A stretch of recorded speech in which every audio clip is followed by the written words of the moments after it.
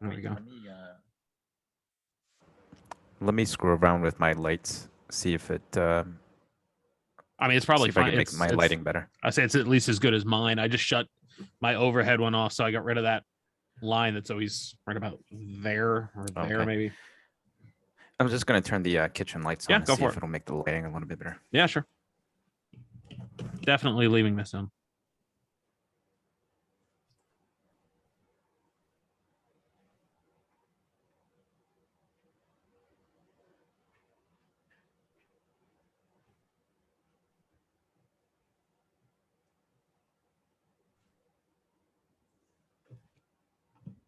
Oh, that is way too bright. Hang on. I was going to say it might be a bit much. That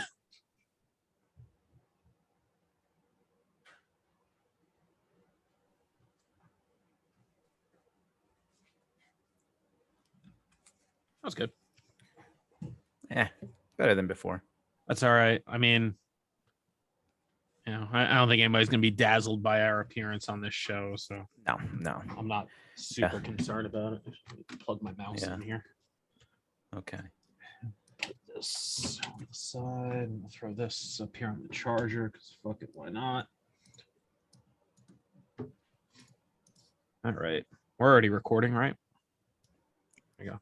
Are we? Yes. Okay. You get to your cat stuff figured out? Yeah.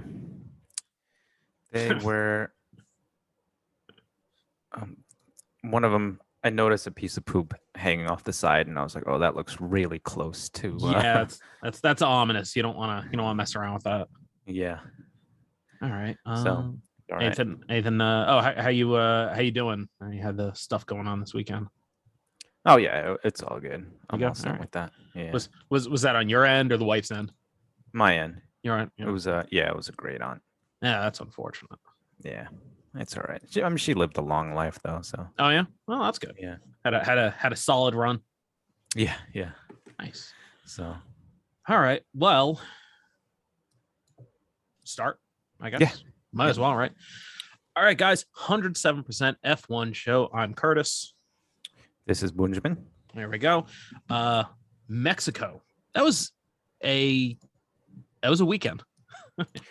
It was. I think at the end of qualifying, people might have expected a different result than what happened. But I think everybody, I wouldn't say it was a 5-star race, but I'd say it was probably a good solid 3.5, 4-star race just for that battle for P2.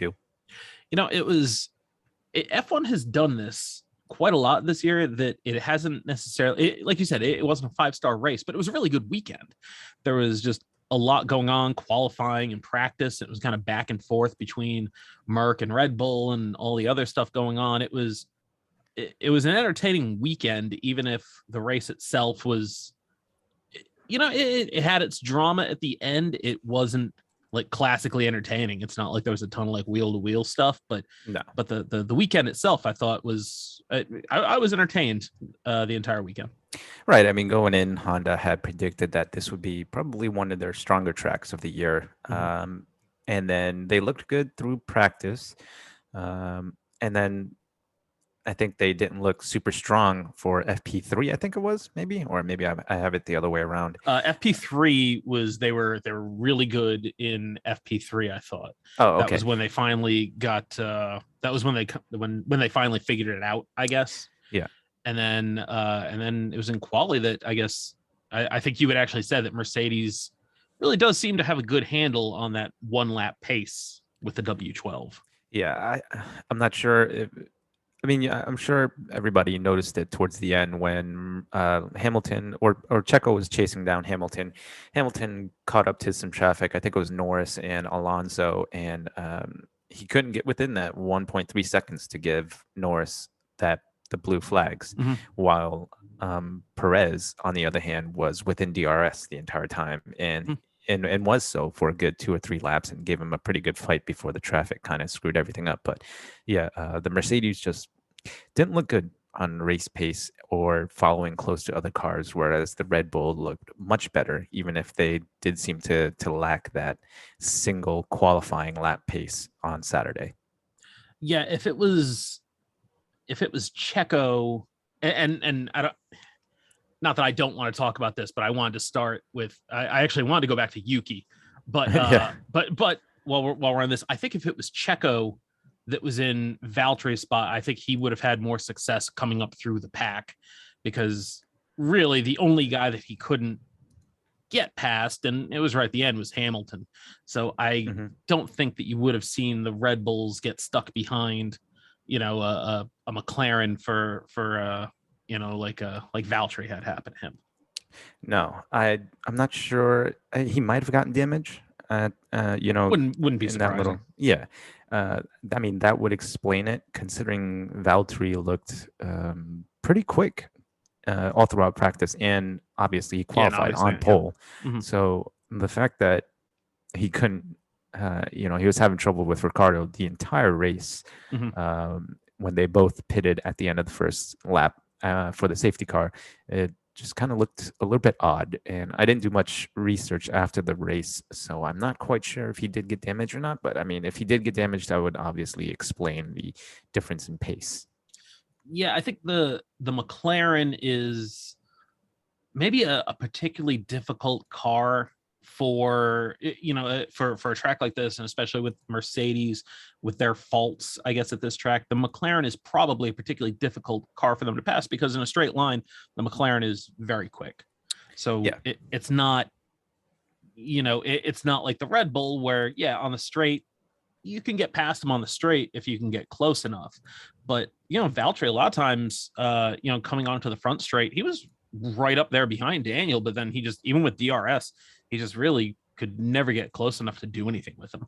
Yeah, even at the beginning of the race, I think he started actually losing time to Ricardo at some point. Mhm. And I'm just rechecking the standings here. I mean, I know they did pit him at the end to steal the fastest lap, and that Right. probably would explain why he finished in A where did 15th, I believe, is where he 15th? finished.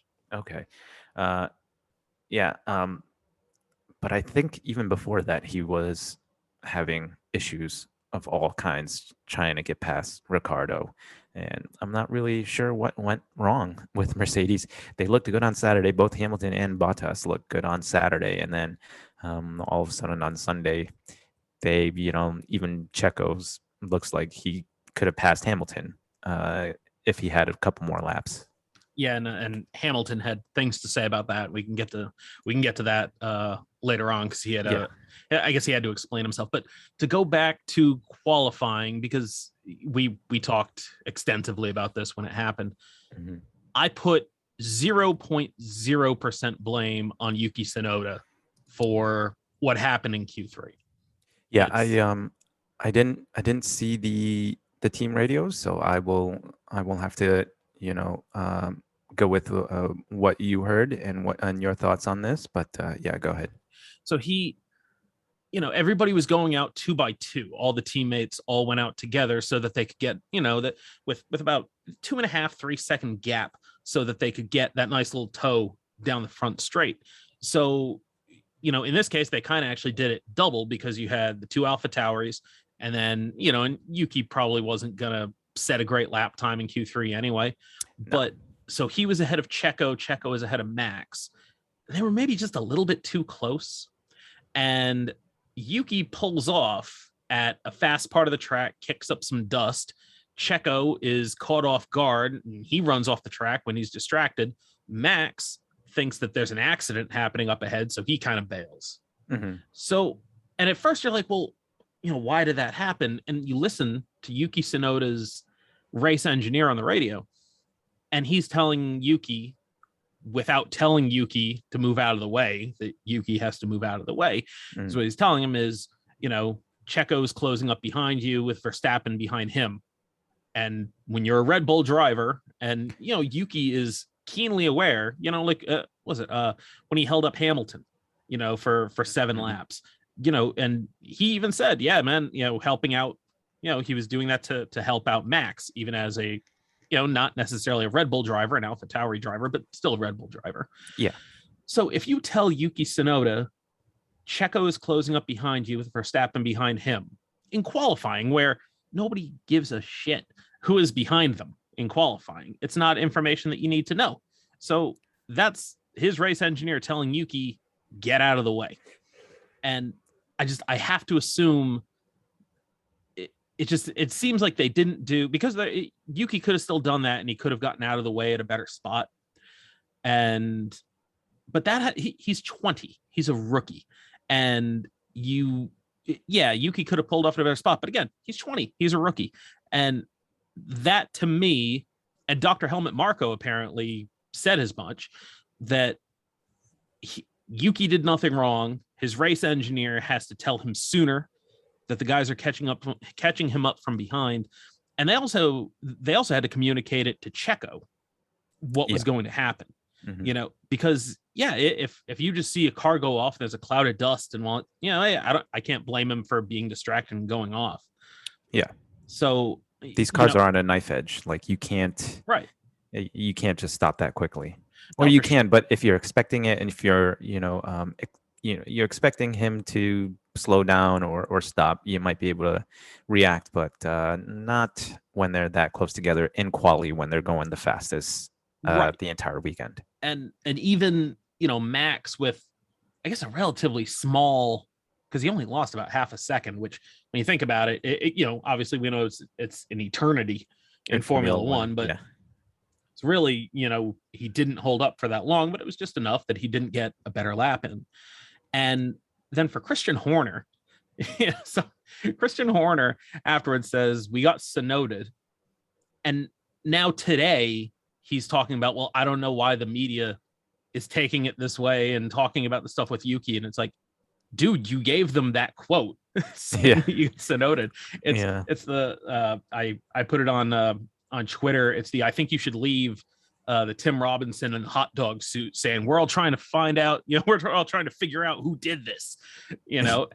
That's Christian Horner today. Is like, I don't see why this is that big of a deal. It's like, I'm as big a Christian Horner fan as there is, because I love the way that he does things, because, instead of people talking about, if he was doing it correctly, instead of people talking about Yuki Tsunoda or whatnot, people end up talking about Christian Horner, and what a jerk Christian Horner is, because, he takes it off the team, and he does a good job putting it on himself.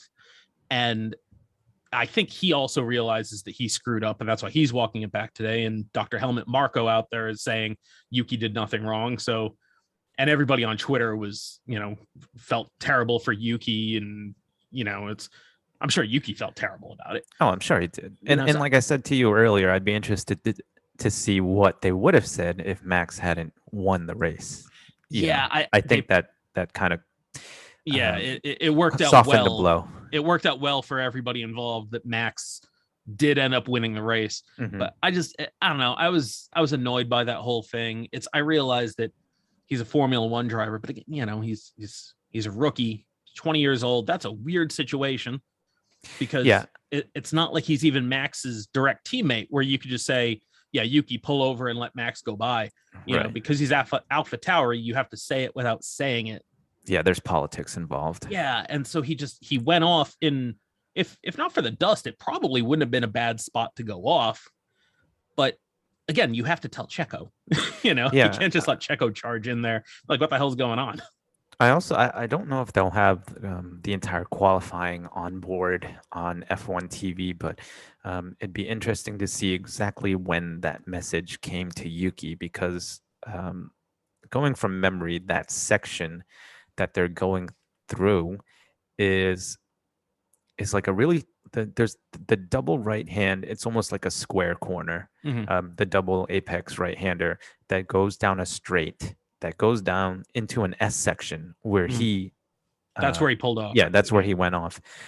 So I'm wondering where they told him that message, because there is a DRS zone right after that. So if they told him really close to those S turns, or even on that straight, there's really nowhere for him to go except on the grass, So when I was watching it, and I don't know if they were playing the audio in time with where he was. Yeah, it probably wasn't. But that was Dr. Marko's point afterwards, was when he said that Yuki should have been told sooner. Yeah. So maybe should have told him at the beginning of the lap that it was looking a little bit tight, and they really should have had, I don't know, maybe just like a more of a code word, I guess, for when he needed to really, hey man, you have to get out of the way. Yeah. And they had to know, because they had their plan, so they had to know about what the gap would be, and they say, okay, we want them behind him from here until here, and then we want Yuki to get out of the way here. And you can communicate all that to Yuki Tsunoda before the lap even starts. I would think so. There's plenty of time between the two qualifying sessions, and Right. I'm also interested to know if maybe they were using Yuki to kind of give Checo a tow. Oh God, and then have Checo give Max a tow, and they just screwed it up somehow and kind of made him the scapegoat in the moment. Yeah, because Yuki was taking a new engine, so I mean, yeah, he was. Yeah, so him being in Q3, it's like, well, Yeah, not really. He was going to move back anyway, and I think he barely made it into Q3. I think it was like P9 or P10. Yeah, because he went through on the soft tire. Yeah, so it's not like he would, even if he qualified. I mean, I know he never would, but even if he qualified P1, he wasn't starting in the top 10 anyway. No, exactly. Yeah, and it is kind of weird that you can take a new motor and participate in qualifying, but then go to the back. That's an odd rule. You get to use the new motor for qualifying, but it's like, well, you're starting at the back. Why would they? I mean, I think it's just to make it interesting. Well, and I guess, and you need it to fit, because if multiple guys are taking new engines, then you do need it for, are you starting 20th or are you starting 16th? Yeah. But I don't know. Just I felt bad for Yuki for the whole thing. I guess it sucks too, the way that his race went. I know. Especially after, because up until that point he was having a very good weekend.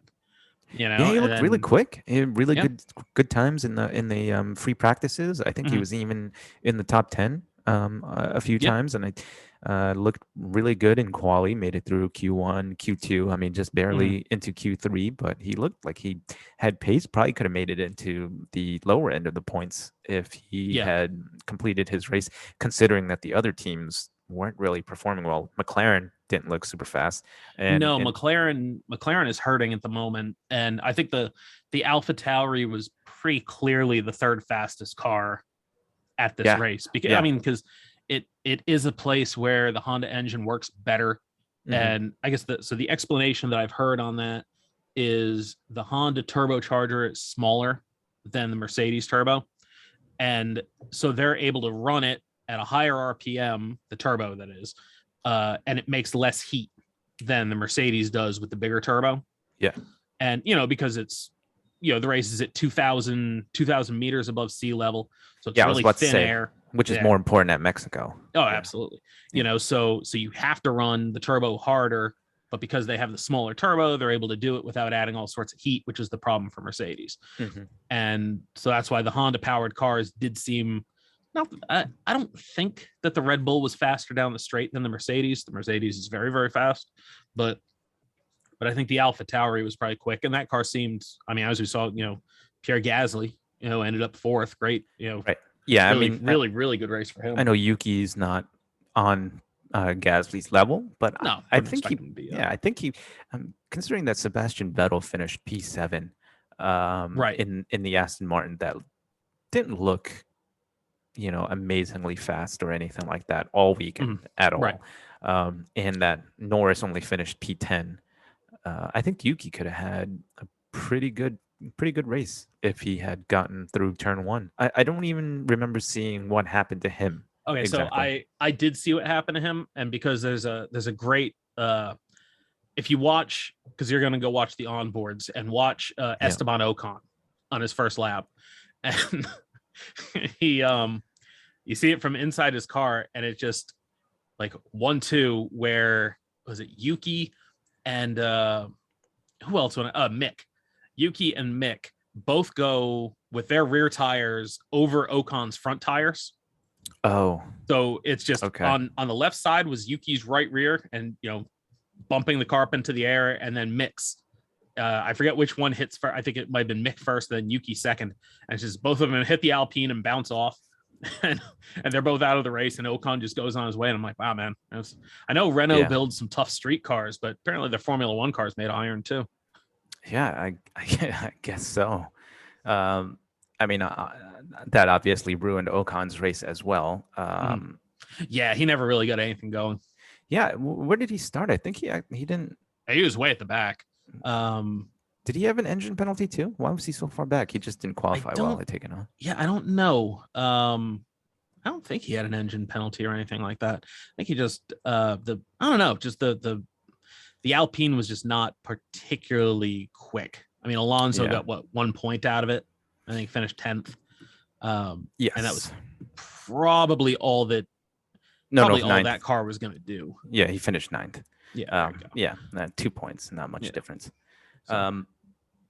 It was a crazy start. I mean, I just got out of work at 2, and the race started at 2, so I was watching. I started watching it in the parking lot, and then the red flag happened, which allowed me to get home and watch. That's right, you said that. Thank goodness. Yeah. So that was kind of a pretty rough start to the race, but I think Honda will be happy. 3 cars in the top 4. That's pretty good for them. Yeah. So that was all right. So to the biggest moment of the race, which was the start. Would you say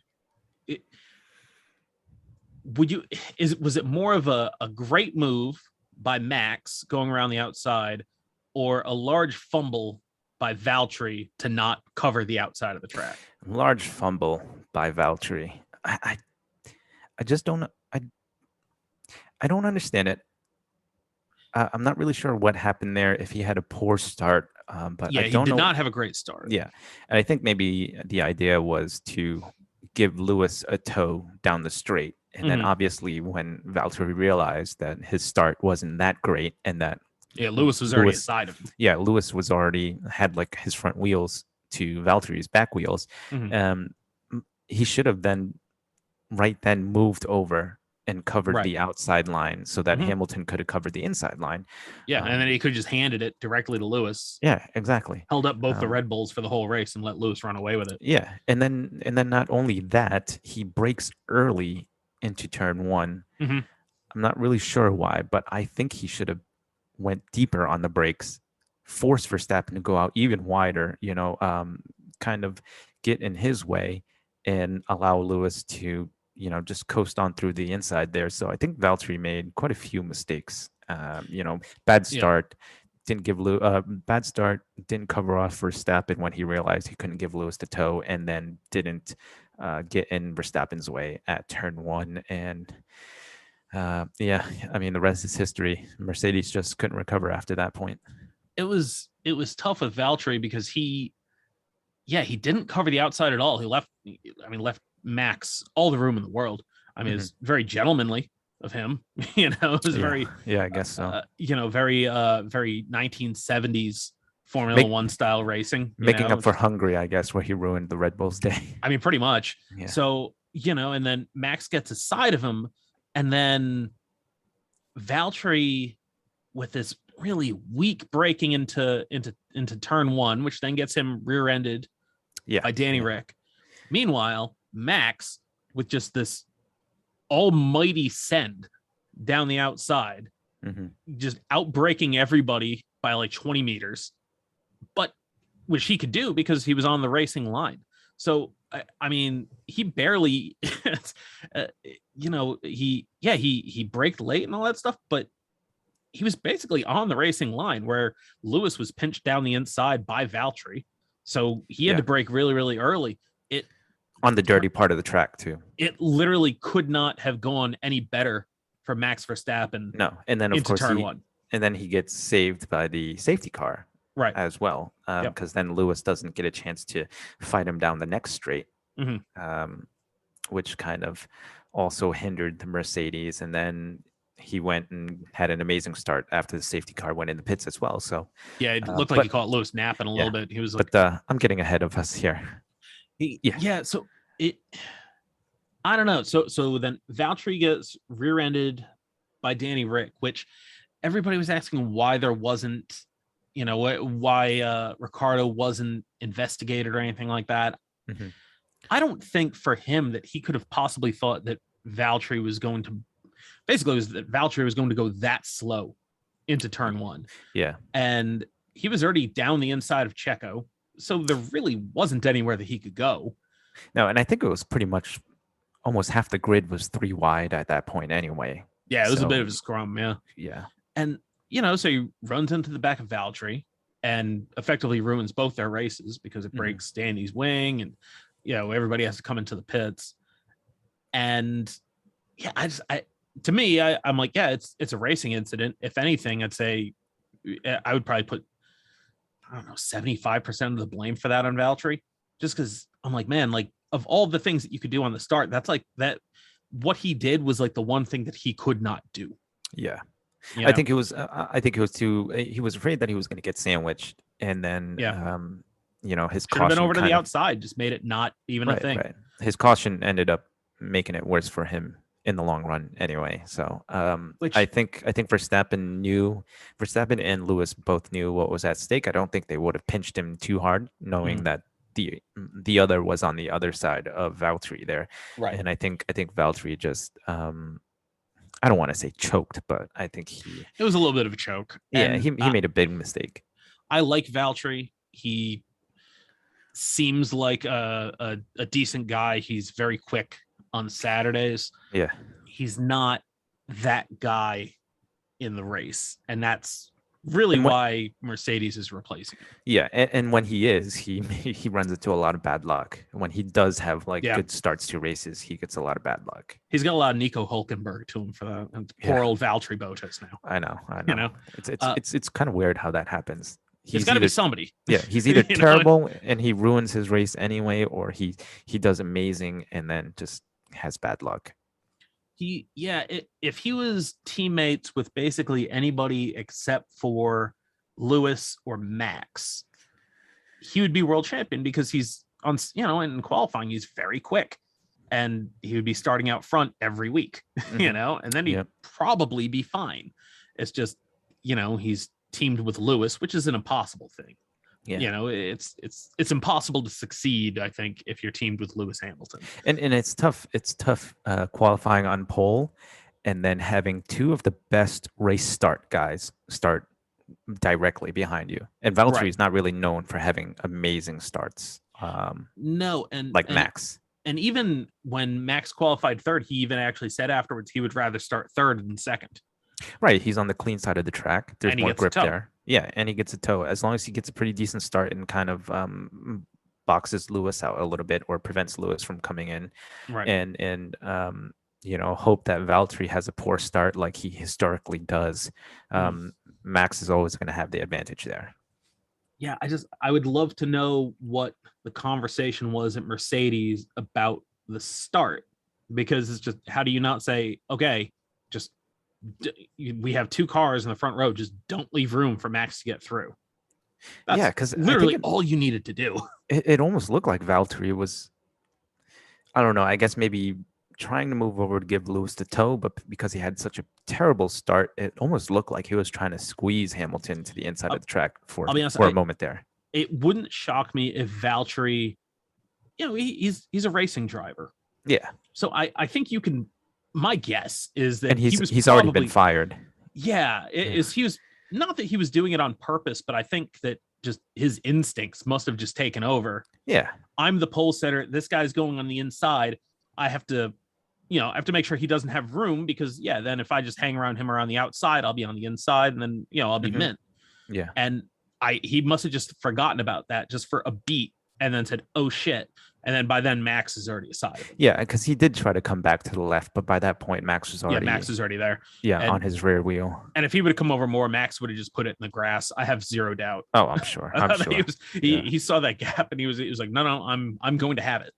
Yeah, yeah. So then we had the accidents, we had the safety car, we had the restart, and then Max just ran away and hid. He was pretty much never in any danger for 70 laps. Nope. I guess the only time that it looked like Hamilton might have a chance was when Hamilton had pitted onto the hards and started cutting down the lead a little bit.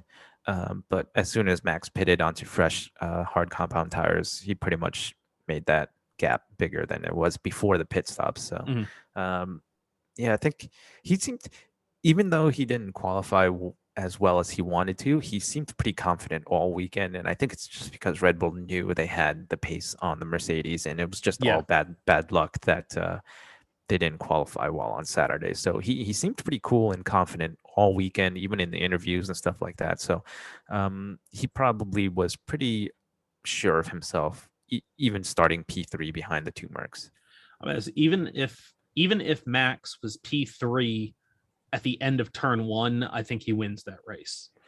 Because assuming that it's Lewis out front and then Valtteri and then Max, I think I think he would have gotten by Valtteri relatively easily. Yeah, we've seen how poorly Valtteri defends against Max this season. Yeah, and Max was just so fast. Yeah. Like he, at any given time, just cruising around, he was gapping Lewis by, 4 or 5 tenths of a second a lap. And at any time, he could have just turned that up and done a second a lap if he wanted to. Yeah. And so, and that was the delta that you needed to pass at Mexico, was you had to be a second a lap faster. And I don't know. Early in the run, fresh tires, he would have been by Valtteri probably on lap 2, and he would have been by Lewis probably by lap 5. Yeah. I think he would have been by Bottas before DRS even got enabled. Wouldn't shock me, honestly. Yeah. And it's no knock on Lewis. It's Max is great, and Red Bull on that track was just going to be magic. The Red Bull just looked quicker. Right. The Merc was good. Yeah, look, it would not have been easy for him to pass Lewis, but he was just so much faster. Yeah. I mean, and that's really all you have to say. Max was the best driver on the grid. Best driver in the best car. What are you going to do? Yeah, it's really tough to beat that. We've seen that from Lewis Hamilton with the last 5-6 years, consecutively. I guess I guess even in 2015 he was, Rosberg won, but if Hamilton didn't have like a bunch of DNFs, he would have ran away with that one. Yeah. And on court fights on track court. Yeah, I'm thinking basketball on track fights with Nico that weren't really Lewis's fault. That kind of caused it. Yeah, that was a ridiculous season. Yeah. But anyway. Yeah. Then after that, there was a little. I mentioned this to you when we were talking. I guess until the end, I didn't necessarily understand Red Bull's immediate strategy with how they pitted Checo, because Lewis comes out of the pits and he comes out behind Charles Leclerc, who was doing a good job at the time, but Lewis lost quite a bit, stuck behind Leclerc. Yeah. If I'm Red Bull, this is why I'm me, and not, a strategist for Red Bull. At that point, I might throw the dice and just pit Checo the next lap and see if I can undercut enough to get him past Lewis. Just to cover him off. Yeah. Because you look at it and Checo clearly had the pace over Lewis. And I don't think that the tires were going to make a difference. No. I think it was the track position. If he would have come out ahead of Lewis, he would have gapped Lewis. I think so. And then he could have just held it for the rest of the race. But, instead they kept him out, and then he came out, almost 10 seconds behind Lewis, and he tracked him down. Yeah. Right towards the end. But I'm just like, man, there was that one lap that it seemed like they could have maybe brought Checo in and got him out ahead of Lewis. Yeah, but they didn't bite. I think at that point, Lewis had been complaining about his tires, and Checo had been saying that his tires were still good. Yeah, so they were getting better, in fact. Right. And I think if it weren't for tires overheating and engine overheating from staying so close to Hamilton, I think Checo would have. I think just on pace alone, Checo was faster than Lewis at that point. Right. I think Red Bull knew that, and I think they might have gotten a little cocky there. But I think what also kind of screwed Checo over was Lewis Hamilton running into the back markers at the perfect time at the end of the race. Yeah, and if it weren't for that, I think Checo would have made that pass, and I think Red Bull knew that. They can't really foresee where you're going to run into back markers in like the final 5 laps of the race. So I think they took a a small gamble there, and they came out on the losing end of that. But I think just going on pace alone and the condition of the tires, I think at the moment Red Bull made the right call, and it was just some unforeseen circumstances that eventually ended up making Checo stay in P3 and not having him overtake Lewis. But um, I do kind of agree with you that I'm not really sure what happened there. I know that when Lewis came out, Checo didn't have a really strong lap, so I think maybe Red Bull just figured we might not overcut him anyway, so we might as well just go along, have fresher tires at the end. But we're not in the pit box, so we'll never know. Right. I'm sure. I don't know how effective the undercut was going to be. So I don't know what their strategy if their strategy at that point was still to go long, which it sounded like, because they said what plan A +5 or whatever the hell it was. Yeah. Then for Checo, they're not gonna, Checo hammer in a really good lap and then box. Yeah. That clearly wasn't what they're going for. And honestly, he was right there at the end, got 2 good shots at Lewis at the end of the race. So I mean, the strategy worked. It just didn't. He just wasn't quite able to get there and pass Lewis. Yeah, if it wasn't for Lewis running into Norris and then Alonso after that, and then having Norris and Alonso slow down Checo even more, I think Perez makes the overtake. Yeah, and Hamilton lucked out. No, yeah. If Checo would have had, once he got within DRS range, if he would have had a solid 4 laps, something like that, to just collect, a 10th this lap, 10th that lap, to where when you get to the front straight, you're half a second behind instead of 8/10 behind. Yeah. But yeah, because then he got there, and then they got traffic, and then they got separated by about 2 seconds and change. Yeah, 2.5 seconds, I think. Yeah. And then Checo kind of hung back for a little while, cooled off his tires, charged his batteries, and then just drove right back up to the back of Lewis again. Yeah. Which so then that led to, after the race, Lewis talking about how quick the Red Bull was, and basically said that if he has Checo right behind him, he knows that car is fast. Right. And a lot of people took that as Lewis being disrespectful to Sergio Perez, which I didn't necessarily see any disrespect in that. I don't think so. We all know who the the good drivers are and stuff like that. Checo's a good driver, but let's just face it, he's not a Lewis Hamilton. He's not a Max Verstappen. No. Anybody making that claim doesn't know what they're talking about or lying through their teeth. So I don't see it as a sign of disrespect. I mean, the results all year long show that Perez isn't as quick as Verstappen or Hamilton. So I don't see it as a sign of disrespect. No, it's that half second gap that you usually get from a team that has a clear number 1 and number 2 driver. It's Max is just every week he's going to be half second, 3/4 seconds faster than Checo. And it's not a knock on Checo. It's that's how good Max is. Yeah, and Max is a once in a generation talent. Right. And same with Lewis, with Valtteri. Right. Typically, there might be half a second in it, where Lewis is just quicker. So all Lewis is saying is, if Checo, who is half a second generally slower than Max, is trying to just drive right through Lewis, then that car is fast. And it's like you said, with when we were talking about Valtteri with Daniel Ricciardo, was he could get there, but he couldn't go past him. No. And Lewis could get to the back of Daniel Ricciardo, but then he had an issue getting within that 1.3 seconds. To where to where he actually gets the blue flags, or maybe it was Norris. Sorry, it was Norris. It was Norris.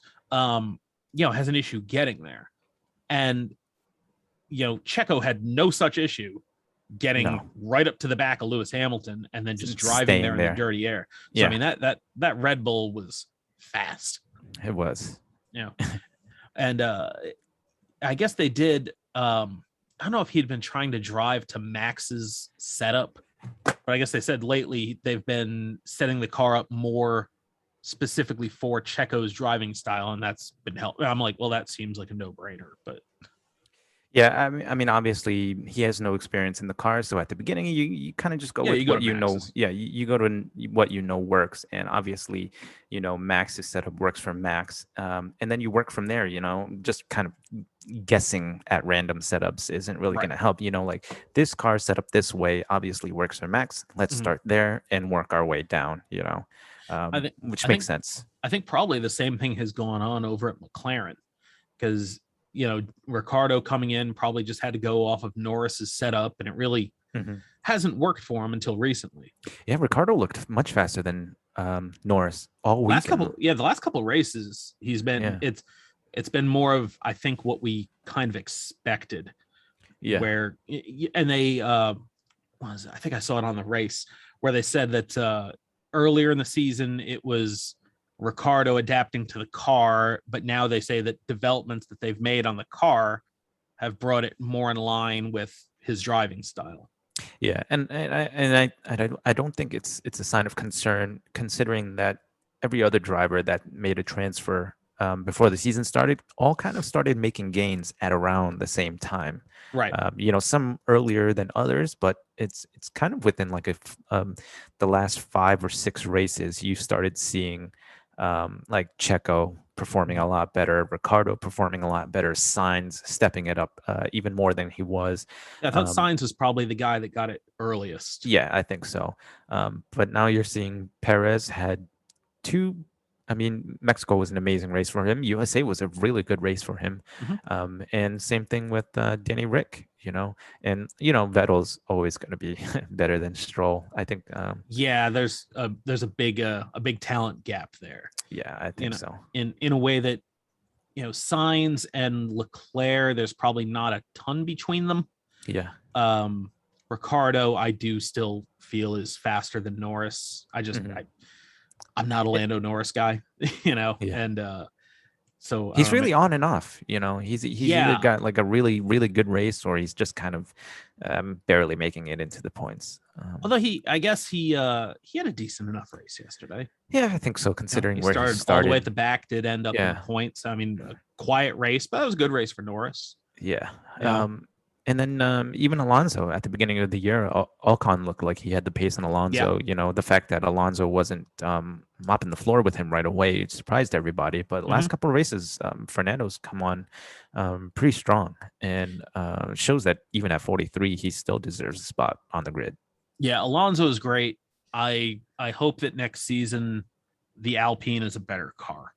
I I think just so. it Yeah. it bugs me to see Fernando Alonso running around, ninth, 10th, 11th, 12th place, something like that. Yeah, I especially when you know that it's not him, it's the car that he's driving. no, Alonso I think still very much has it. Some Mhm. of the pass that he made on George Russell yesterday was gorgeous. Right, That right. turn one, around the outside, that was class. So he's still Fernando Alonso. Yeah, yeah. He's forgotten more, about Grand Prix driving than most, than most of those guys on the grid will ever actually learn. Yeah, probably. So I don't know. It's uh, I guess in that way, I am looking forward to next year with kind of the shakeup in regulations. But watch, it'll probably just be Mercedes and Red Bull, running away I from I everybody I again. It'll I just mean, be I annoying.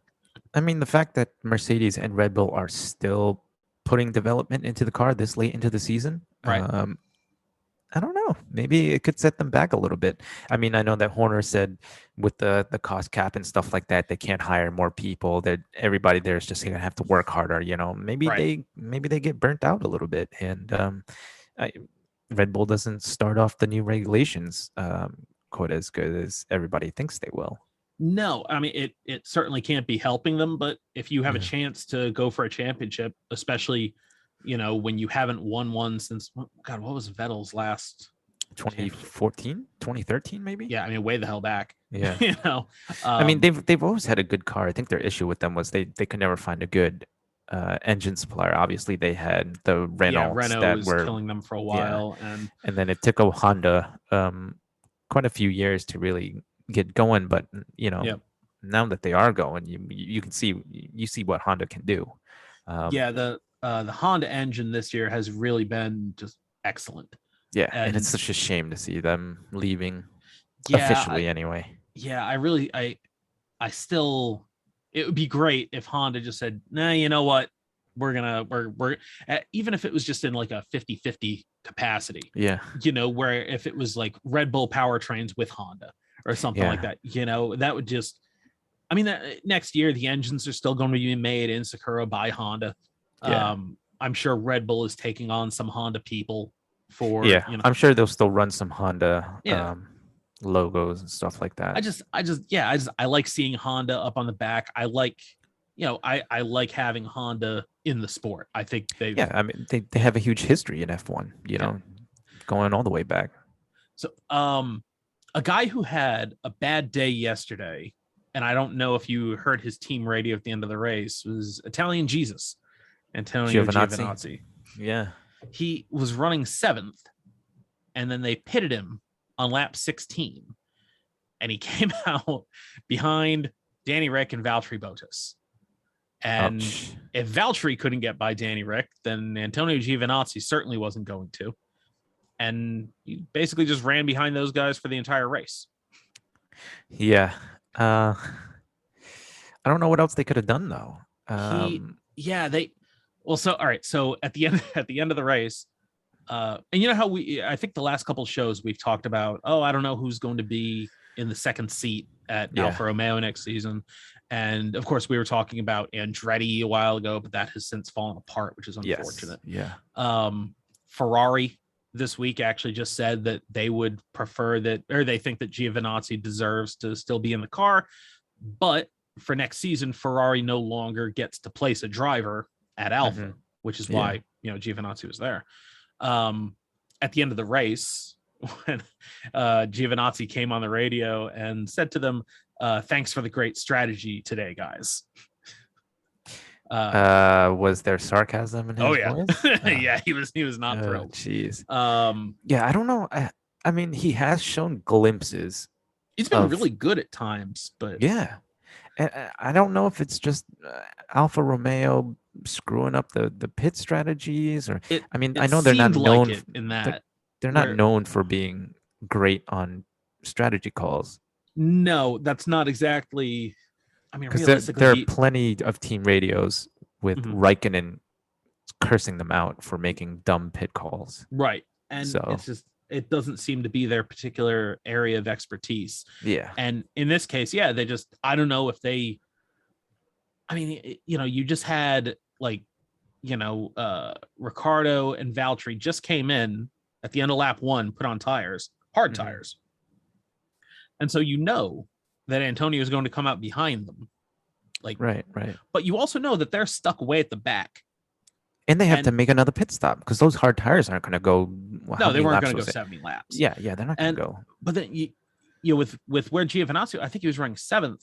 At that point, he was probably going to pick up 1 or 2 seconds a lap on those guys just because of how far back they were. Yeah. Because I think they said at the time when those guys were at the back, Max was pulling away from them by about 5 seconds a lap.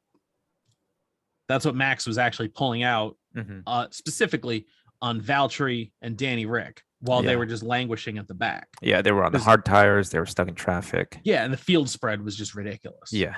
So, that's why I think you ended up with the entire field was lapped twice, except for Nikita Mazepin, who was lapped 3 times. In fact, No.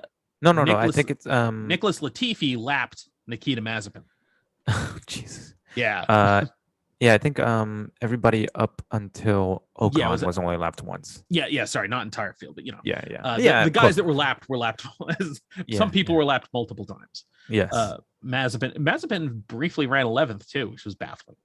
But yeah. So I don't know necessarily what's going to go on in that Alfa Romeo next season, but I think I feel fairly confident at this point saying that it will not be Antonio Giovinazzi in that car. I do feel bad for him because he was in front of Vettel. He's fine. He was in front of Vettel and Raikkonen at lap 16, and Vettel and Raikkonen finished P7 and P8. Well, and they pitted him. I mean, 16 laps on those medium tires was nothing. Yeah, everybody ran those tires. What did Red Bull run like? I think that Checo ran like 40 laps on those tires. Yeah, I think they said that those Pirelli had said that they could make 50 laps. Yeah, which is crazy on a conservative run. They Yeah. could have So so just going 16 laps. going to There was 16. no, you know, there Yeah. was no reason to pit him that early. You know, Yeah. and like like Checo said with the tires, it seemed like those tires would go through 2 or 3 phases where they would grain and then they would clear and they would grain and they would clear. So Checo 30 something laps into his stint says, "No, tires are good. Tires are getting better." Yeah. And they pitted Giovinazzi 16 laps. I don't understand that. Yeah. I mean, like I said earlier, Giovinazzi had glimpses of good performances, and then for some reason his race just breaks down, and it's not from his driving.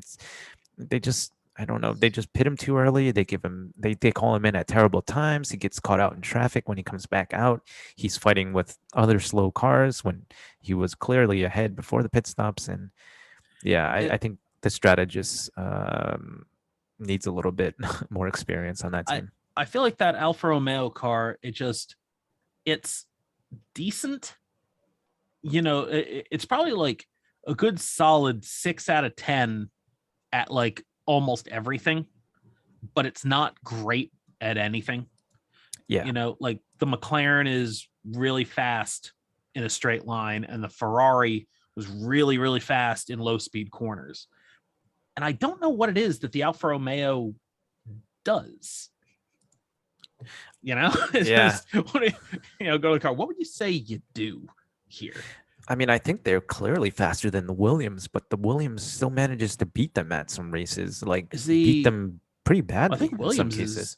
Williams is ahead of them in the points, aren't they? They are, but I don't think Alfa's only scored like 9 points this season. I think Williams has scored like 20 something. I think it's Well, first George Russell has been driving the shit out of that car. It's true, and I think the Williams strategist just does a better job with a slower car. Williams. I also think Williams has been willing to take a shot at some with the design of the car. They knew it was going to be peaky, and they knew the car. There were times that the Williams is quick, not just like quick, for like, oh yeah, for a back of the pack car. No, that car's actually at times been very quick. Yeah. And the Alfa really hasn't. I think that Alfa did the opposite, where they built the kind of consistent, the car is probably easy to drive pretty much everywhere. The Williams, I don't think is that. I think there's probably times where George Russell and Nicholas Latifi are cursing at that car and it's terrible. And then there's other times where the car probably feels great. And when you're as far behind everybody as Williams was the last couple of years, it's a ballsy decision, but it's almost kind of like, well, either we're going to consistently score 0 points and be like right off the back of people, or sometimes we can be faster than people, maybe score some points, and other times we'll just suck out loud. Yeah. And I appreciate when you would normally suck anyway. Yeah. I really appreciated, I think probably at the beginning of the year, we talked about this. I loved that Williams did that because man, if you're going to suck, like, you could suck every week, like a little bit. Why don't you make it so that some weeks you suck a lot and some weeks you're actually pretty good? That seemed to me to be the thing to do. Yeah. The Alfa doesn't do that. I don't know I don't know if it's just a Sauber, a Swiss thing where they're going to be, or maybe they just really didn't give a shit about this season. That's possible too, I suppose. Yeah. I think we've talked about this before when I'm not sure if maybe it was with you or not, but the difference between a team like Haas and Alfa Romeo is when Haas goes out and performs terribly, you can see that they're pissed off about it. You can physically see that they're not happy, even though they expect it. Yeah. But with Alfa Romeo, even when they perform worse than they do, you don't see any emotion. Yeah, nobody really seems to care. Yeah, right. There's like no drive there. Like at least Haas is, they've got that hunger, they got that anger when they don't perform well. Alfa Romeo is just like, we came in P18 again, we'll try next week. It's like, dude, where's your drive, Which is weird because they have Kimi Räikkönen driving the car. So you think, I know. At least somebody there would care. Not that Kimi ever really cares, but somebody there would be pissed off about it. Yeah. I don't know. Haas is interesting because they overachieved to start their career, and then they've just sort of spent the last 2-3 years coming back down to earth. Like it's weird that Haas, like you could almost like turn it 180 degrees, where like you think this season would be Haas's first season, Yeah. And then their first and second seasons should be where they're at now, Mhm. but they've just kind of gotten worse year over year. Yeah, I don't know if they did look okay in 2018, but that could have Mhm. just been because Leclerc was there, and Leclerc is in the top tier of Mhm. drivers. Oh, And for Alpha, yeah. yeah, yeah. Um, but they seemed like they were making some improvements in 2018. Started off kind of slow, Yeah. and then they started looking a little bit quicker towards the end. And then 2019 comes, and they just get worse and worse when everybody expected them to be a midfield team in 2019. So I'm not sure what happened during the winter of 2018 and 2019 that caused them to go Yeah, on this downward trend. it probably was that in 2018 that Leclerc was flattering that car a little bit. Yeah. That Leclerc's, it probably doesn't get enough credit. I think he's probably better than, I mean, people are very high on Charles Leclerc, but I think he's really, really good. I think so. Yeah.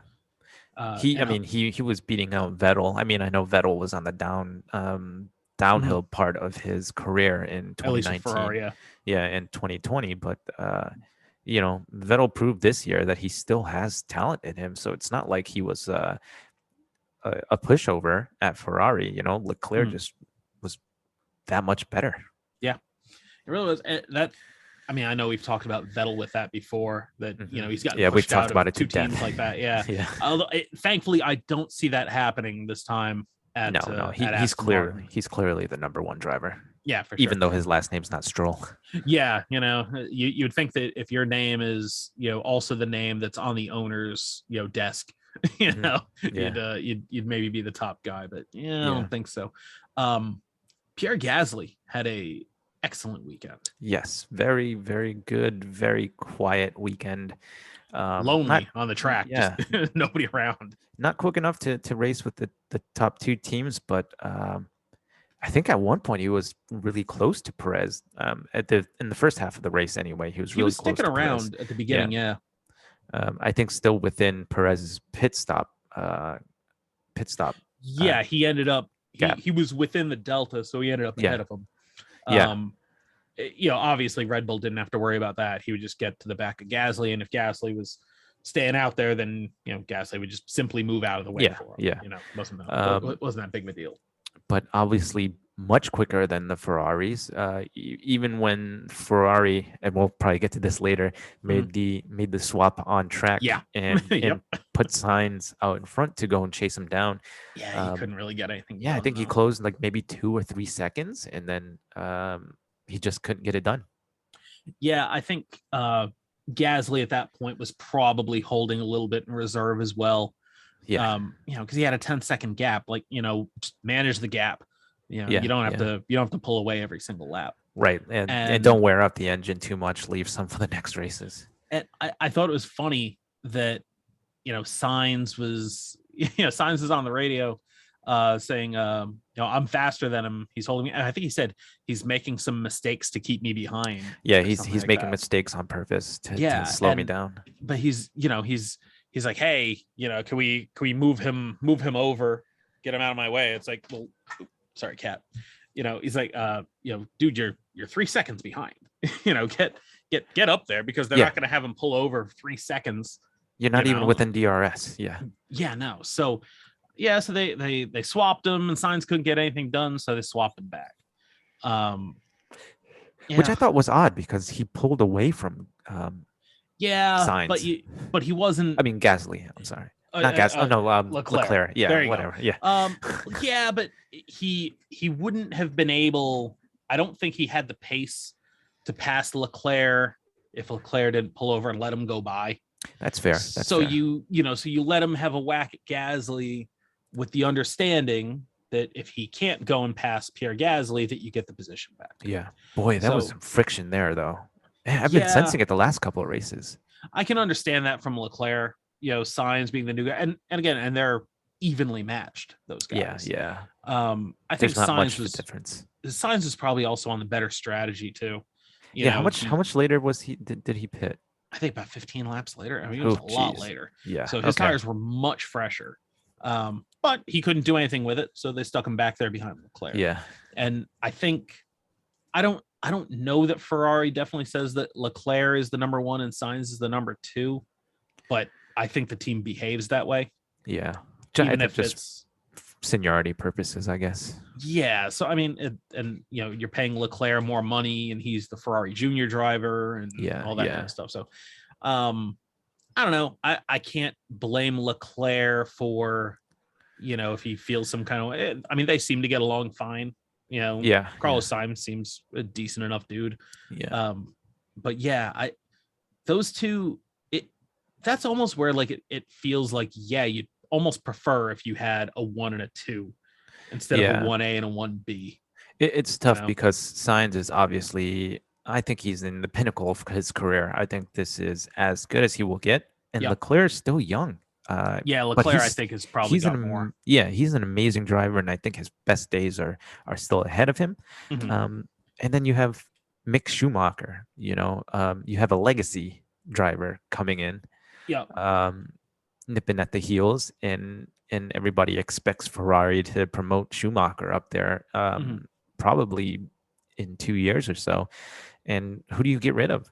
Do you get rid of Carlos Sainz, who is Mhm. driving, who has driven amazingly well the last 2 seasons, driving well this season, or do you get rid of, Leclerc, who's a star on the rise, who's driving amazing right now and is only going to get better? It's a tough situation. Yeah, I think Mick. I like Mick. I don't. I don't think that he is as talented as Leclerc. No, I don't think so either. I think he probably could be maybe close to Signs. Yeah. Maybe that's his. Mhm. You know, he's. I mean, look. It would be unfair to ask him to be Michael Schumacher. Oh Nobody's yeah. nobody's Yeah. saying that. No. He's a really good driver, Mick. He's done a pretty good job taking care of that Haas this season. He's comfortably mastered Nikita Mazepin, which Not was even a actually a challenge. worry at the beginning of the season because Mick usually starts slow, where Mazepin usually would reach, his peak at Yeah.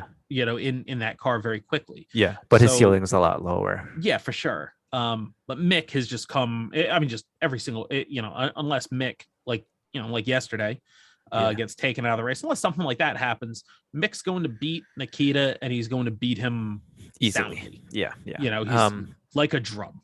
Yeah. I don't think I don't I'm not as high on Schumacher as a lot of other people are. Mhm. I think he will be a good second driver at Ferrari, but I think just because he's there doesn't mean he's better than Sainz. I don't know if I think he could get as good as Sainz, but I don't think, like you said, he's nowhere near his father, and I don't see him as a future champion in Formula One. No, unless he gets, like a really, really, really good car.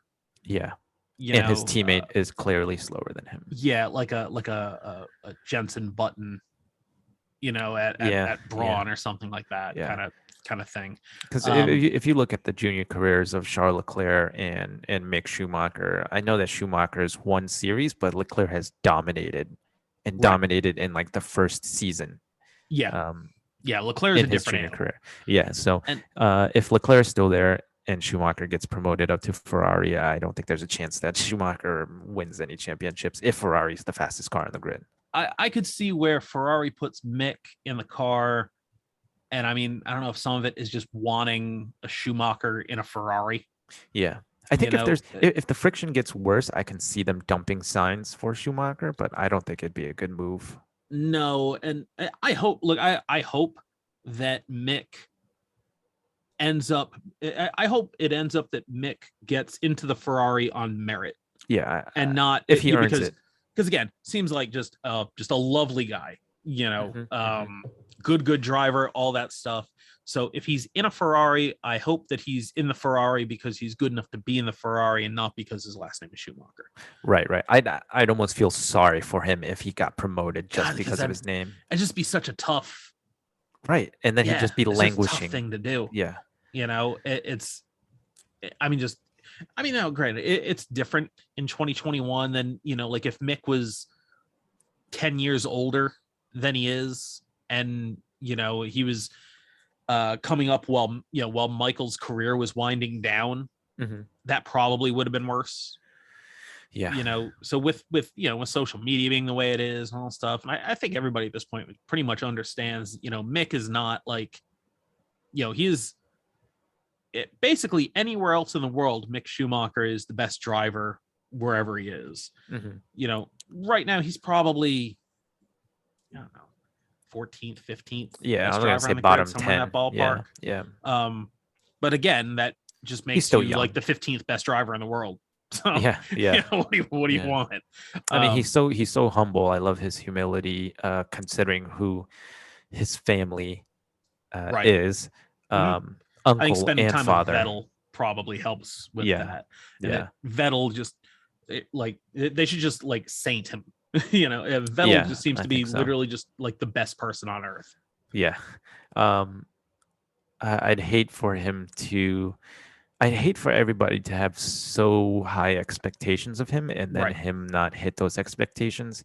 I would rather he just kind of drive for a midfield team and have a solid racing career than have him promoted up to Ferrari too soon. Yeah, and have it be a disaster. Yeah, I think it would be terrible. I gotta say, he does seem to have the temperament, that I mean, look, he's been in the Haas, so we haven't gotten to see him do a ton of wheel-to-wheel racing.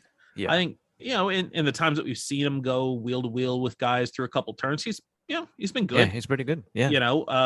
Was an F2 champion, so what do you want? Clearly very talented guy. And we know that there are guys on the grid who, if they were teammates with Mazepin and had to deal with the shit that Mick has dealt with this year, probably would have decked Mazepin on more than one occasion. And the fact that Schumacher hasn't knocked his head off once made me have so much more respect for that guy, and so much more respect for his family and that raised him to be that way. Which has got to be a difficult thing too, because clearly he and Nikita don't, at least on track, they don't get along. No. Where but Nikita's dad's company's name is the one all over the cars. Yeah. What can you do? So I mean that's a tough situation for Mick, but look, all he can do is get in the car and beat Nikita every week, which he does. Yeah. I think that's the best way to get back at him. Pretty much. I mean, the fact is, Nikita was talking, I don't know what the context was, but he said something about hopefully someday getting a drive with a better team. I'm like, dude, you don't even belong in the team that you're on. I know. Like you don't belong in this series. Let's just say that. Like it's come so far back the other way where I'm like, I'm certainly not a Nikita Mazepin fan. I'm not a Mazepin. Like a lot of people legitimately hate the dude, which I'm like, I don't care that much. I'm just over him at this point. No, and a lot of times I feel bad, because it must suck that I'm sure when he was a kid, he just dreamed about being in Formula One. Now you're in Formula One. You're the slowest driver on the grid, and also all the fans hate you. Yeah, I mean, that sucks. He is exactly what you think of when somebody mentions spoiled rich kid. Yeah. Lance Stroll, for the fact that Nikita Mazepin's dad does not own the team. Lance Stroll's dad owns the team, but we've been saying for a while, Lance Stroll is fast. Stroll when he wants to. Yeah, Stroll, I very much feel belongs. He's fast enough in Formula One, and Mazepin is just, he just hasn't been. I don't know. Yes, Stroll on his good days can be a pretty fast driver, whereas Mazepin on his best day probably still doesn't belong in Formula One. But this way, if Lance Stroll was driving the Mercedes or the Red Bull, he would run near the front. Stroll would probably do roughly what Checo and Valtteri can do in those cars. Mazepin would not. It's just he's not. No. It would be that same. He would be half a second then back from those guys that are half a second off of the number one. It's just I don't know. Haas's whole. I hope they get it sorted next season because that team has just been a mess. Yeah. You know? Anyway, we've spent too much time talking Yeah, about the way too. worst Yeah, team on the lot of grid. time on Haas. I don't know. Yeah. Do we want to talk about? Do we need to talk about Alex Alban at all this week? Anything going on with him? Nothing's been going on with him. He was I'll just coaching mention Yuki his though. name just because. Yeah, that's what I hear. That's what I hear. As long as it wasn't him but that told Yuki to get out of the way where he did, then we're probably okay. as long as he wasn't the engineer. Yeah. Mhm. I want to heap some praise on Checo. I know we've already touched on him Yep. a little bit before, but that, like you texted me yesterday and said that was probably his best race on merit all year, Mhm. and I wholeheartedly agree. Yep. Start to finish, I think he earned this podium. Not that he didn't earn the podiums before, but he got a little bit of help with that. But yesterday, he probably deserved P2. And if it wasn't for a little bit of bad luck with the back markers, he probably would have gotten P2. But he definitely, if there were any race to prove that he belongs in that second Red Bull seat, if USA didn't prove it, then yesterday definitely proved it. Yeah, the as we've seen over the last couple seasons with Gasly and Kvyat and Albon and the kind of rotating cast of characters that have been in that second car next to Max, that it's not an easy car to drive and get the most out of. No. And Checo's done a good job. And also, if you look at the drivers' championship, he could still end up being third in the drivers' championship. He's only, I think, 20 points behind Valtteri. Yeah, there's still 4 more races left. Yeah, it's the same as the gap between Max and Lewis. Because right now there's only 1 point between Red Bull and Mercedes in the Constructors' Championship, which is great. He could still fall down to as far as 7th as well, but I don't. He would have to happening. really I don't see that cock happening. it up. And actually, speaking of that, because right now was it Norris? I think is 5th. But only 15 points behind. But Ferrari is coming, and it's just been it's been trending the wrong way for McLaren. I guess Ferrari finally introduced their new hybrid system. Took them long enough. Yeah, so they came out. I guess most teams operate with a 800 volt hybrid system, and Ferrari had been on a 400 volt system, and Ferrari has finally come out with a 800 volt system like everybody else. And I think they said it's worth 2 or 3 tenths of a second a lap. So the Which Ferrari, is a lot. Yeah. so the Ferrari is probably now quicker than the McLaren. So you could see Lando Norris fall from 5th down to 6th, down to 7th, because both the Ferrari drivers are right behind him. Yeah, if yesterday was any sign, the Ferraris looked far and away quicker than the McLarens.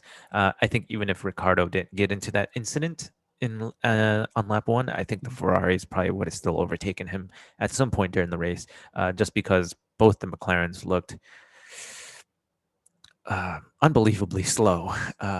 Which is odd race. On that track. It seemed like a track that should suit the McLaren with that long front straight. Yeah, considering the Mercedes was having issues as well with straight line speed, I'm not surprised that McLaren, being a Mercedes power unit car, was also having some issues with straight line speed. And the Mercedes is much more aerodynamically sound on the straights. Yeah, I don't know, Ferrari. Now, granted, something like working on your hybrid system, that's going to carry over to next season anyway. Yeah. So that's a good thing for them to they're not doing aero stuff. They're working on the motor. They just came out with, they came out with an update for their motor, and now for the hybrid system. The Ferrari engine at this point actually seems very healthy, which I think bodes well for them going into next season. They do seem to have recouped most of the power that they had lost. Yeah. Which is good. You never want to see Ferrari down on power. If you think of those, if you didn't know anything about Formula One, and it's like, hey, the engine manufacturers are Mercedes, Renault, Ferrari, and Honda. Who do you think makes the most horsepower? Ferrari. It should be Ferrari. Yeah. They have brand recognition. So Yeah, for sure. So that's just, I don't know, that's what I would expect from them. So that'll be interesting to watch for the last four races, is that battle for fifth in the drivers' mhm. championship, and also the battle for third in the constructors' championship. Yeah, I think Perez will probably eventually come out in third. I don't know. I don't think Valtteri's had a pretty good history at Brazil. Mhm. Last Yeah, time it they is were still there, a Honda track, I think, too. yeah. Oh yeah, Verstappen won the last time they were there. There you go. I don't think they raced in Brazil last year, right? The last one was when Hamilton punted Alban off in That sounds familiar. 2019, 2020. Yeah, I don't think they raced in Brazil last year. Um, so yeah, and Valtteri, I think, had a DNF. His engine blew up or something like that right at the end of the race there. So yeah, I think Checo will probably finish ahead of Valtteri in Brazil. Mhm. Um, and then I think Red Bull's historically pretty good at Abu Dhabi. And I think they're racing in Abu Dhabi this year, aren't they? Yeah, we also have, was it Saudi Arabia, Saudi Arabia? That track is still under construction. which is crazy. four, Um, 4 weeks ago, they're still paving it, which is yeah. great. I'm gonna have to see what are the last couple races? I don't even know. Um, You got it. You want me to pull it up? Hold on, I got F1 2021 schedule. we should know this. I know, right? All right. Yeah, it's All right, here Brazil. we go. Brazil, Qatar, Saudi Arabia, and then Abu Dhabi. Oh yeah, I forgot about Losail Mhm. at Qatar. That'll be weird because I don't think Formula One's raced there before, right? I don't think they have. At Qatar.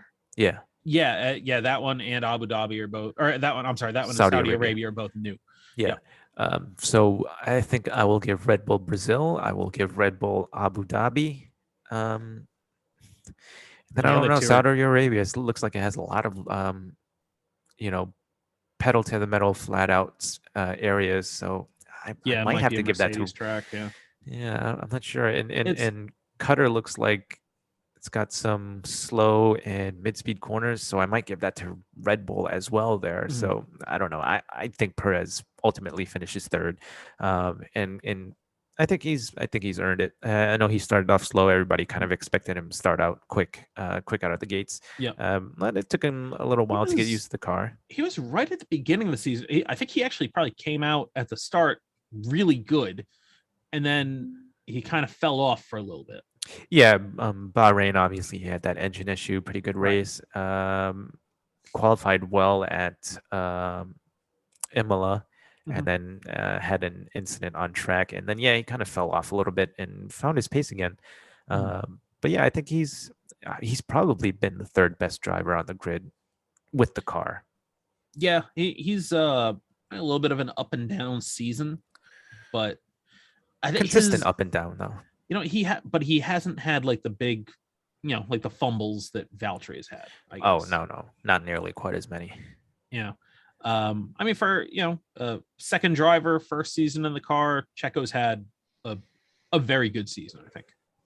Yeah, I mean, I think he's pretty much accomplished what Red Bull wanted out of him. Was they weren't expecting him to win races. They just wanted somebody to finish that consistent P3, P4, Mhm. behind Max Lewis and sometimes ahead of or directly behind Bottas. Right. Whereas Alex Albon and Gasly were finishing outside of the points at some races and stuff. And I know Perez has finished outside of the points, but it hasn't happened nearly as much as with the previous two. So I think he's done pretty well this year. And I think he's earned that contract for next year. Yeah, although I gotta say, if everybody keeps performing the way they do, I don't know how Red Bull would be able to not put Pierre Gasly in the second Red Bull in 2023. I just Yeah. Gasly is driving. I mean, if you look at, Max is driving the best this season, followed by Lewis. Gasly might be having the third best season of anybody on the grid. Yeah. I think maybe Leclerc might be having a pretty good season too. Mhm. But Gasly has also had a lot of bad luck. Had to, Terrible luck. yeah. So if if the car didn't break down in, I don't know, what is it, like 4 or 5 races this He's got a year? lot of DNFs. So Yeah, I wonder how much higher he would be in and the he's standings. and he's gotten caught up in a lot of things. He's Mhm. had, like I said, he's had bad luck. Yeah. And despite that, and Sonoda, not having a terrific season, I think was it AlphaTauri is within like 1 point of Alpine for fifth in the constructors championship. Mhm. And that's what, and Alpine, they've actually won a race this season. Yeah. Oh, they're Esteban tied. Ocon. They're tied now. Oh, they're actually tied right Yeah, now. AlphaTauri and Alpine. Yeah, But because Ocon's got the one win, they're ahead. okay. I mean, I think AlphaTauri will probably end up ahead just for the rest of the season. I don't know. The Alpine has not looked very good recently. Yeah, the Honda engine's just far outperforming Yeah. the Renault engine in that car. I mean, the AlphaTauri chassis has actually been pretty good this season too. Yeah. Or at least Gasly has extracted the maximum from it. All right. Yeah. So I don't know. Like I can't imagine. Gasly will be in the AlphaTauri next season. He's under contract for next season. Mm-hmm. With the way he is if his next season is the same as this season, I think at that point Red Bull basically has to do like you like Checo in the second seat, just like Mercedes likes Valtteri Bottas in the second seat. Mm-hmm. But at some point you have George Russell sitting there, and you can't just let him go. No. So you have to eventually put him in the car. And I know Gasly had an opportunity in the car, but Pierre Gasly 2021 is a very different guy from Pierre Gasly 2018. Yeah, second year in Formula One. Kind of like last minute notice. Ricardo made that decision kind of later in the season, 2018. Right. Mm-hmm. There's nerves. Red Bull still kind of prioritizing Max at the expense of the second driver, whereas this year I don't think they're doing it quite as bad. Well, there's also been more of a gap, and Max has been, because they have the car. Yeah.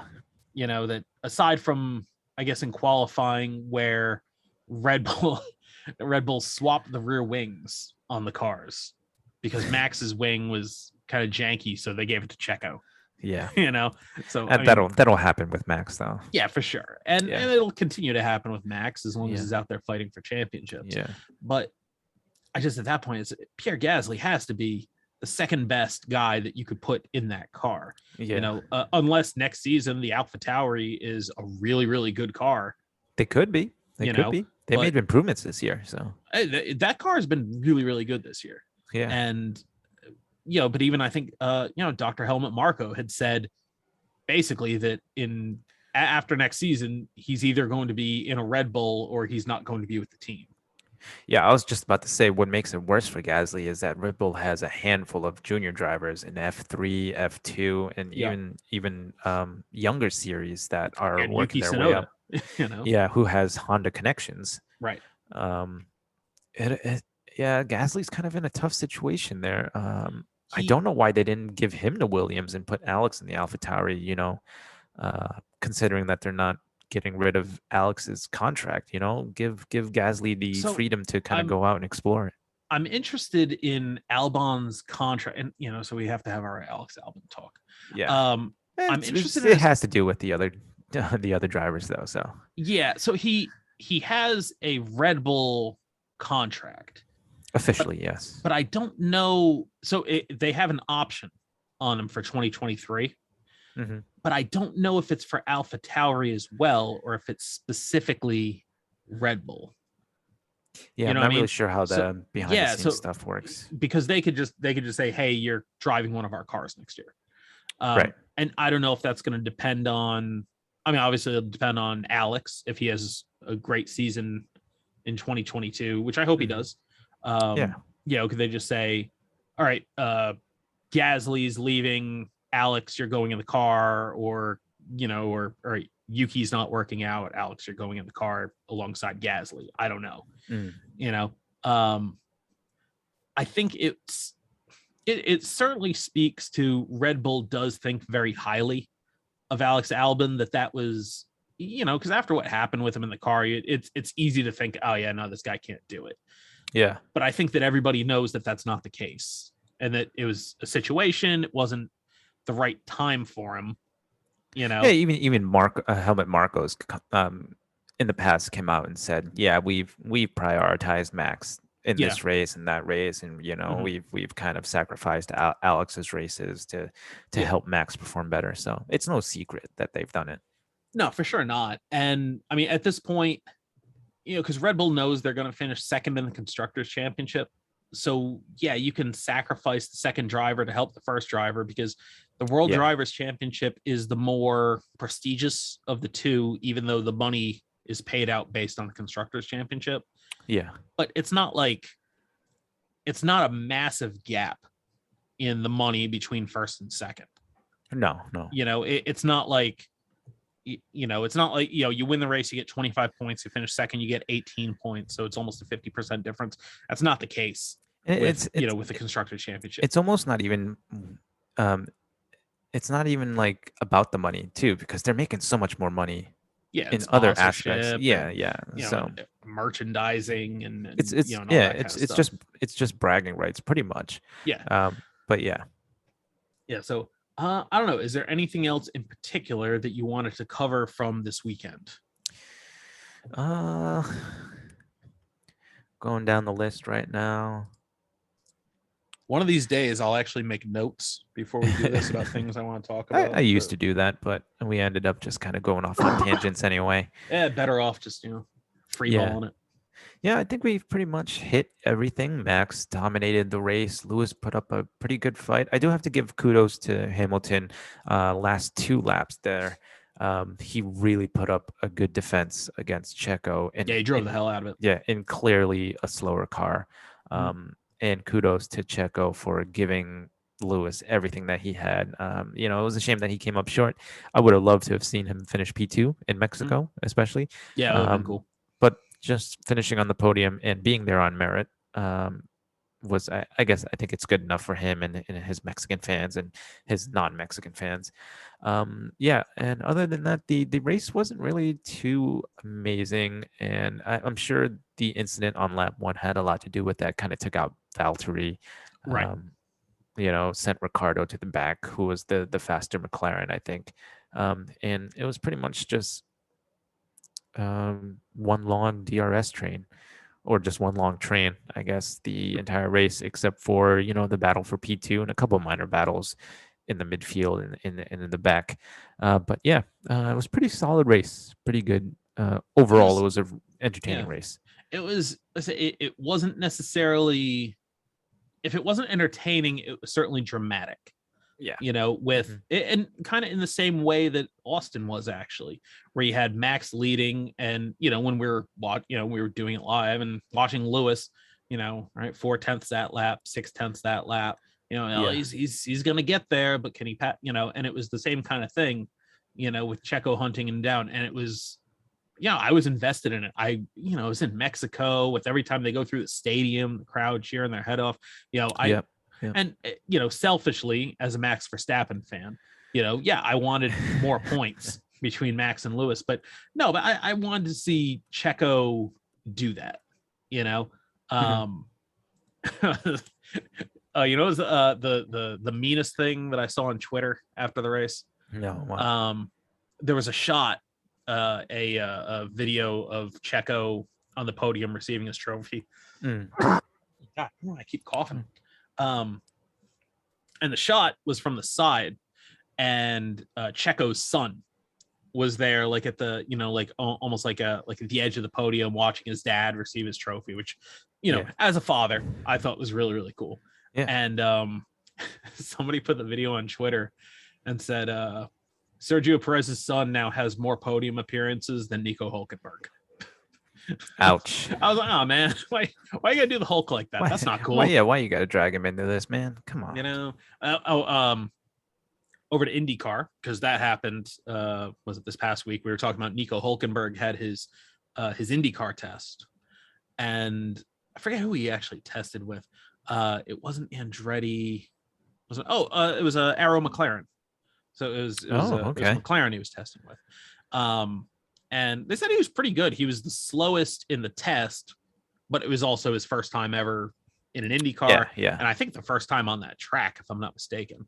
And he was, he started out slow, and by the end, he was the slowest in the test, but he was on the pace. Mhm. You know what I mean? Mhm. Like, right there with, whoever was the guy ahead of him. Yeah, it wasn't too far off. Yeah, and everybody was impressed by him, and I'm sure if he had said that he wanted to do it, they would have at least found a couple of races for him. But he said for personal reasons, he's not going to be pursuing it, which is disappointing. But again, It's kind of odd. How soon after the test did he make those comments? A couple of days, maybe a week.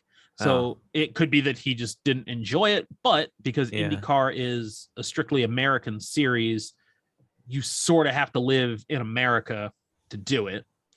And because I believe his wife is either actively pregnant or just had a child, and he doesn't want to, with his wife and brand new child, he doesn't want to just uproot them and move to America to do that right now. Right. I understand that. Or the other alternative is leave them where they are. Right. And brand new kid, and you're not gonna be away from them. Yeah, commute to Ohio for a weekend and then come back. I'm sure just 1 week being away from his family was probably enough for him to say, yeah, maybe I don't want to do this. Yeah, and I mean, Roman Grosjean did that this past season. His family was with him a lot. I believe his children they're not like, they're not like teenagers or anything, but they're like 4, 5, older. 6 years old. Yeah, they're older. But for this season, Grosjean has relocated his family. They moved to America, for the so he'll have his family with him for the IndyCar season. Or they're like, I think they're living in an RV. They're traveling around America. Oh, that wouldn't shock me. That'd be kind of cool. They're in the country with him. Yeah. Imagine that you go camping and RV pulls up next to you and Roman Grosjean. I mean, he says his family loves it, which I'm not surprised. What kid doesn't love a long road trip? Well, especially in an RV where you can just like play video games in the back the whole time. Yeah, you're not stuck in like a little Civic hatchback. No. Like I was on road trips as a kid. As a kid, rather. But especially after the way that his Formula One career ended with the accident and stuff, I do really enjoy seeing Grosjean. I do too. How good of a time he's having in IndyCar, how much everybody loves him, how he's just absolutely just sends the crap out of it. Just passing like 3-4 guys on the inside of the corkscrew at Laguna Seca just because he can. Yeah, I think his skills and his mentality better suit Indy racing than it did Formula One, especially when he was on such a trash team in Formula One. Well, yeah, and because he can, in IndyCar you can be aggressive. Mm-hmm. You're not managing fuel loads and you're not managing tires. Like Formula One, they have multiple compounds and you have to run them both during the race, but you're just driving the car as fast as it'll go. And that's, when you come in for tires is when the car needs tires. Yeah. And you can, while you're in there, you put fuel in it. So. You can make a little bit of contact without having to worry about, that 1 millimeter wing that I just lost is making me lose like half a second on this lap. Oh, dude, look at what he did to Jimmy Johnson. Laguna Seca. I mean, and the car was still fine. Barreled into him, and they were fine. The Indy cars do seem to be built a little more heavily.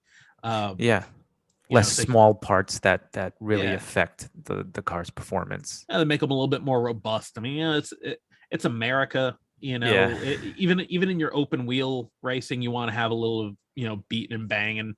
A little bit of that NASCAR rubbing his racing kind of crap. Yeah, I mean, considering that most of those drivers are coming from, like NASCAR or like sports car racing. Or at least the fans are used to it. Yeah, they're kind of used to wheel-to-wheel banging and stuff like that. Yeah, I'm for next season. We might have to do an episode. We might have to do Formula One and we'll also have to cover IndyCar because it's just IndyCar this season was so much fun to watch. It's crazy. Yeah. I mean, obviously with Grosjean being on a more dominant team next year, I'll have more reason to watch. I mean, if Alex had gone into IndyCar, I'd be watching I every suppose single now it's race. good that he didn't, since he's Yeah. going to Williams. So Yeah. But yeah, we'll have to incorporate some IndyCar. The only thing that sucks is sometimes they race on the same weekend and it'll be difficult to watch. But I think most of the races are generally later in the day anyway. yeah, they try not to. They generally don't go, and because it's America, yeah. If they were going the same weekend as Coda, Yeah. it would be an issue. But generally, the IndyCar races in the afternoon or on a Saturday. Yeah. A lot of times you see Saturday races because NASCAR races are on Sunday, and a lot of Yeah. times IndyCar and NASCAR will be at the same venue. And you and I generally do these later on Sunday night or on Monday anyway, so it's not like Yeah, we so you won't can have cover time to them watch both. it. Yeah. I mean, probably not going to do an hour and a half on the IndyCar race, but at least throwing an update along to go with the Formula One stuff. Is that how So, long it's been? what was that? How long have we been going now? What Tonight? today on this? Yeah. Hour and a half. Yeah. Oh, okay. All right. Yeah. And we started just after 6, right? So almost 8 o'clock. So all right. That's our usual time. You guys know that. Anything else? You have any predictions from Brazil? I've already gone with Red Bull over Mercedes, or at least Max over Lewis anyway. Yeah, I think Red Bull will be better. It won't be as big of a difference as it was in Mexico. Yeah, I don't think he's losing by, 15 seconds, 16 seconds? No, but Red Bull's going to have to do a much better job in qualifying. They're going to have to find some of that one lap pace because, if they do get behind, it won't be as easy for Max to make a pass, in Brazil as it would have been for him to do it in Mexico. So if Max puts it on pole, I'm confident he'll just, he won't drive away like he did in Mexico, but he won't be under any sort of threat for that race. Yeah, I think whoever comes out of turn 3 at Brazil in first place will most likely finish in first place. There you go. So yeah, I guess I'll pick Max for next week. That seems likely. Yeah, I think my top 3 will be Max, Lewis, Checo, barring any unforeseen circumstances. I'm gonna go Max. I'm gonna go Valtteri. Ooh. And I'm gonna go Lewis with a DNF. Really? I have nothing to back that up. I mean, he did drive that Mercedes pretty hard this week, so I wouldn't be surprised if he put a little bit more wear on the parts. No, I think it'd be an accident. I think. Really? I think, okay. Yeah. I don't know. I have a feeling. It's gonna be something at turn 1. It's gonna be wild. Pushing too hard to kind of make up for some time. Okay. Yeah, I can see that. But I can see that. Yeah, but I can see where maybe it won't be his fault because it is Lewis and he doesn't usually make mistakes. Yeah, it's also Brazil turn 1 or turn 1 anywhere really. So it's kind of hectic. So my podium for next week is going to be Lewis, it's going to be Valtteri, and it's going to be Pierre Gasly.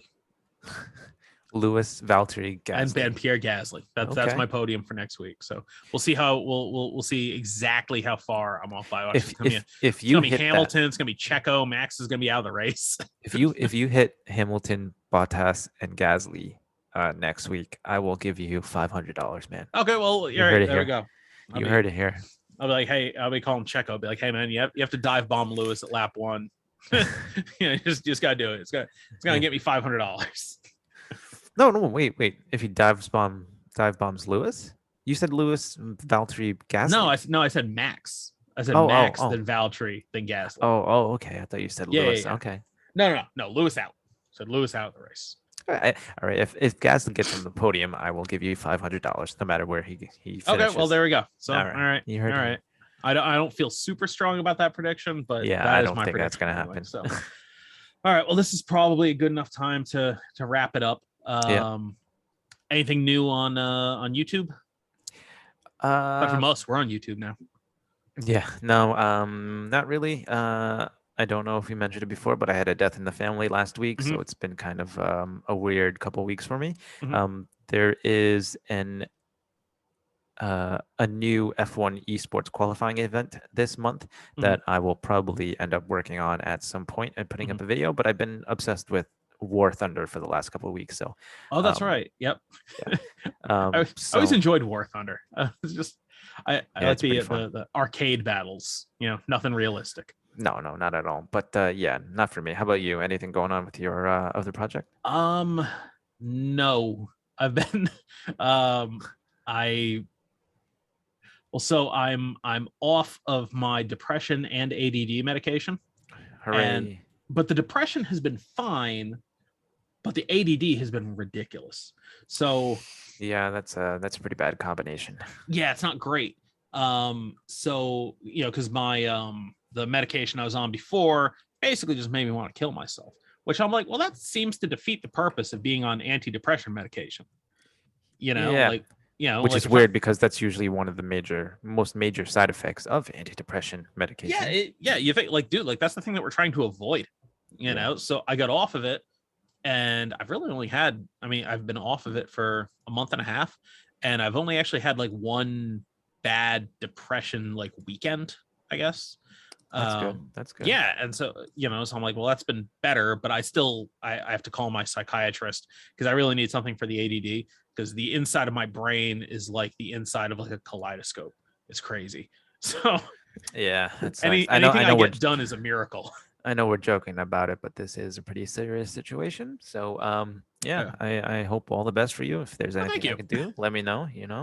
No, it's fine. Obviously, I hope this helps you out a little bit. Well, no, this is easy. That's the problem, is that my other show is, it's just me, and I have to script it. And I did record something from it. I recorded like an intro for it the other day, but I wasn't happy with how it turned out. But it was longer than I thought it was going to be. I think I have like 1,000 words of an episode written, Yeah, and I usually get 3,000-4,000 words for an episode. I'll get back to it at some point. It's not totally dead. And the current car is the Porsche 917, which, like, that's a pretty easy one to do. So I should be able to get that done, and I should also have the incentive, because my next episode after that would be my 10th episode, which means I can talk about an Audi again, because I do an Audi every 5th episode. there you go. So yeah, besides that, no, I've just been working my regular job, and that's pretty much it. So All right, a whole lot, nothing going on. But so we just started a triple header, and we got two more weeks of that. So actually, it'd be impressive if we can get an episode done for each of these three races in the triple header. I think that'd be the first time that we've done that this season. Yes, or the first time in a while, anyway. Yeah, because we were off for like months. Yeah, we took a little bit of a break. Yeah, what are you gonna do? We do that sometimes. So yeah, you guys sign up for it. But anyway, guys, that'll do it for today. So I don't know if for some reason you also want to watch this, you can find it on Bernie's on Bernie's YouTube, and that's pretty much it, right? Yeah, I think so. Thank you to the 18 people that watched our first episode on the channel. 18? Wow, that's pretty 18 views, yeah. 18, and I think we had about that many listens to the podcast. So yeah, hey, making progress. Getting there. There we go. Someday we'll get to 50 total. I know we kind of go on tangents and kind of go on really long stream of consciousness. Yeah, that don't really have anything to do with the race, but it all kind of makes sense anyway within the F1 world. That's a very ADD Formula One podcast. So yeah, but all right, guys, that'll do it for us. We're gonna sign off here. We will talk to you guys next week after Brazil, and that's it. Have a good week, guys. Latest. Have a good one.